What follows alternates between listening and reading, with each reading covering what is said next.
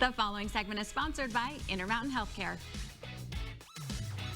Summer is prime time for vacations, traveling, soaking up the sun, and enjoying the great outdoors. If you are pregnant, you may wonder whether it's safe to hop on an airplane or slather on that mosquito repellent and sunscreen. Katrina Jensen is a nurse with Intermountain Healthcare, and she has tips to help pregnant women have fun and stay safe this summer. Katrina, great to see you. Thanks for being here. My pleasure.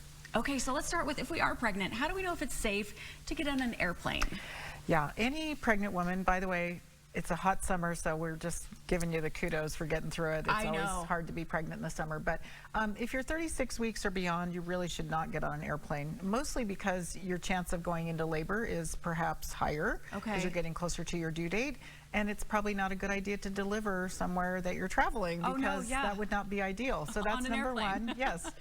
Number two, if you're having a high-risk pregnancy, we generally say you really shouldn't get on an airplane over about 30 weeks gestation, so about 10 weeks before your due date, because it's, again, if you're on bed rest or you're having preterm labor or whatever the issue is, it's just better to stay at home. Better to stay at home. Absolutely. And then always better to get an aisle seat if you can, so that you can get up and walk around.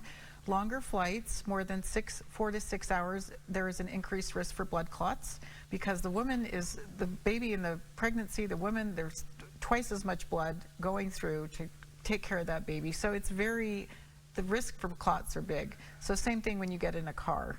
If you're taking a road trip, you should stop every couple of hours at least and get out and just walk around a little bit just to get that blood flow going. And the risk for blood clots, is that at any time in your pregnancy too when you're flying, you should be aware of that? Yes, I think it is. Yes, you should always get around and get up and walk around, especially on those longer flights. Now, if you're just flying an hour and a half or 2 hours, the risk is not there. The risk is less. Okay, and traveling by car. Yeah. Same thing, make sure you take frequent stops and get around and move. And then number one, honestly, is hydration, and I just can't stress that enough. Especially with it being so hot here. Yeah, at least 64 ounces of fluid every day, if not more. And water is preferred.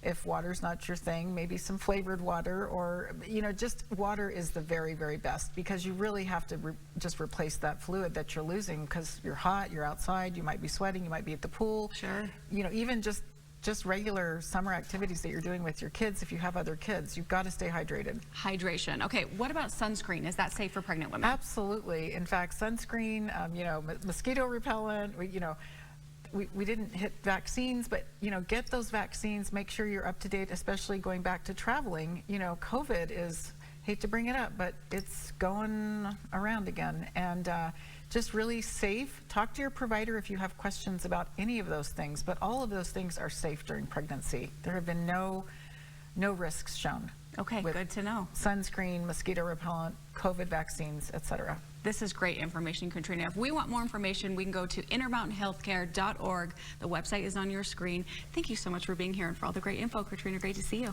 Thank you.